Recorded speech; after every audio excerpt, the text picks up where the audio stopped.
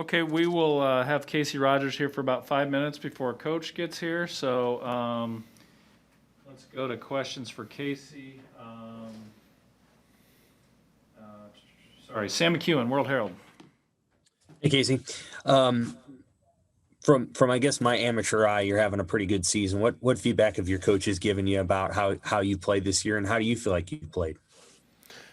Yeah, coaches have told me that I've been playing pretty good. I think every game I strive to try to get better and better.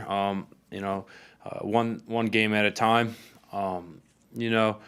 If I think I've done pretty good on one thing, then I'll try to master it the next week. And then if I think I'm struggling at something, obviously I'll work on that the week after that.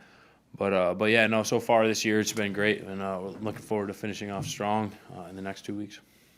If I told you a year ago that you'd be playing at Rutgers at night 1 week before Christmas, what would you have thought of that possibility? I would have. I'm just as excited now. Actually, we're playing on my dad and I's birthday this Friday, so it would be pretty cool. Unfortunately, with the fans not being able to be there, he won't be able to attend. But going back east is always fun, especially up north. And I'm looking forward to being in that region and playing some of those guys.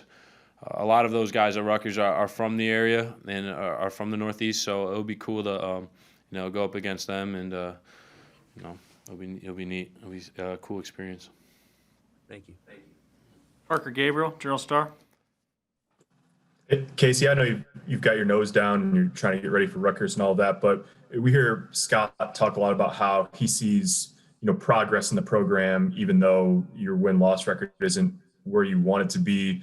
Do you see the same? And I guess how would you describe it to someone who's not inside your building every day?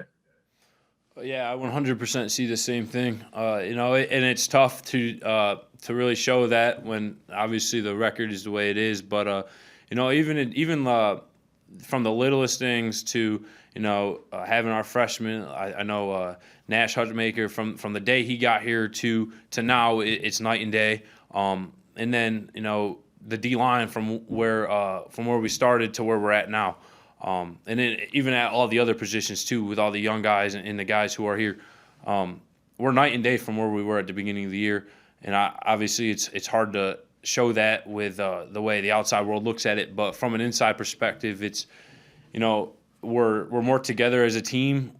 Practice now compared to last year is night and day as well. It's a lot of guys working harder than they've ever worked before, and it's going to flip. And when that happens, everything that coaches said and everything that we see on the inside, when that's exposed to the outside world, it's going to be a pretty exciting day in Nebraska. Take two more quick ones for Casey. Coaches here. So Andy Kendi. Casey, how have you always been a guy that was able to bat down passes, and how important is it? It's not just you, but some of your teammates were doing it as well. And how much of a lift can that give a defense?